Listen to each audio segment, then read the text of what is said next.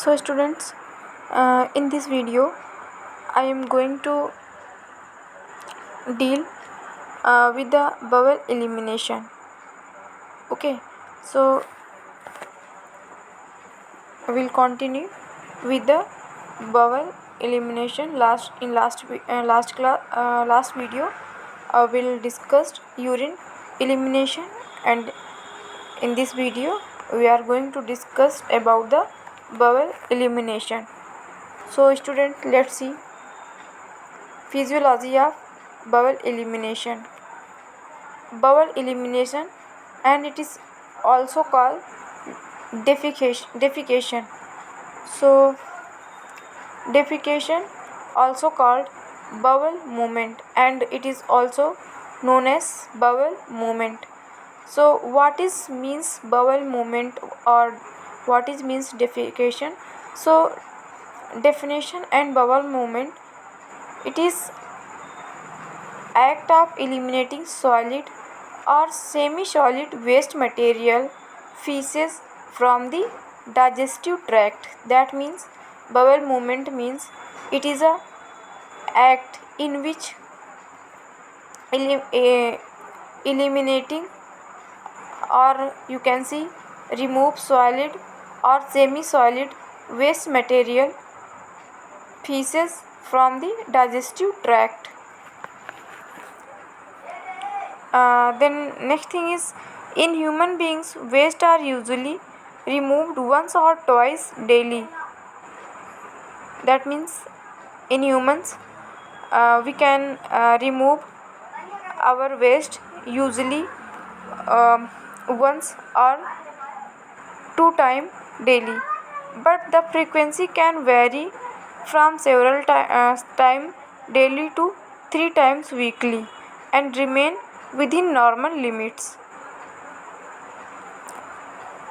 And then next point is, muscles contraction move fecal material to the rectum.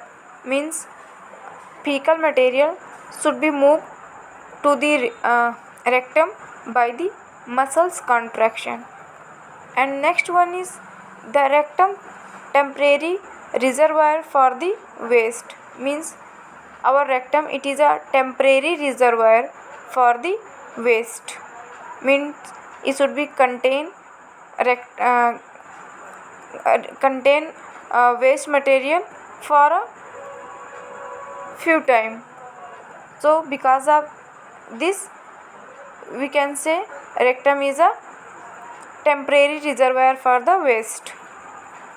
And then next is, as the rectal wall is expand with feeling stretch, receptor from the nervous system located in the rectal wall stimulate the desire to defecate.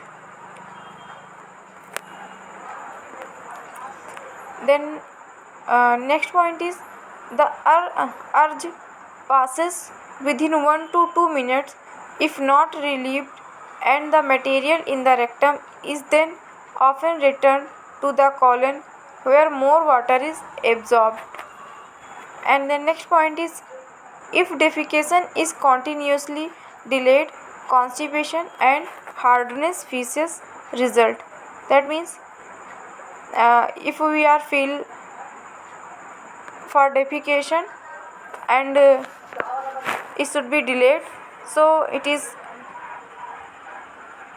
cause constipation and stool should be hard.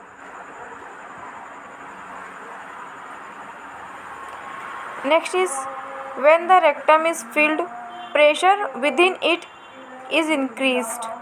And the next point is, this increased intrarectal pressure initially forces the wall of the anal canal apart and allow the fecal material to enter the canal. And next point is, in the anus there are two muscular constrictions,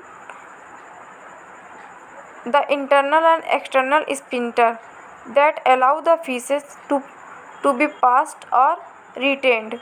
That means in our anus there are two muscular constriction. So what are the two muscular contraction? First one is internal and second is external sphincter. These two sphincters allow the feces to be passed or retained. Means ये जो आपके sphincter हैं यही जो है इन पे ही depend करता है कि फीसेस जो है वो पास हो या फिर रिटेंड मीन्स रुका रहे. The next point is while defecation is occurring, the excretion of urine is usually stimulated, and while we should defecate, that time excretion of urine is also stimulated.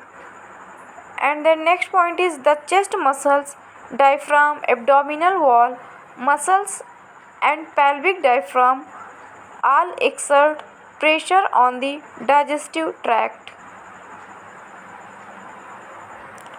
And next point is respiration temporarily cease as the filled lungs push the diaphragm down to exert pressure.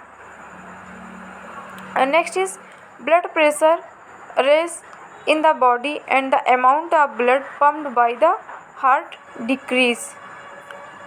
That means when the blood pressure is increase and the amount of blood pumped by the heart is decrease. So you can see this is digestive system. You already study about digestive system in your anatomy and physiology. So thank you.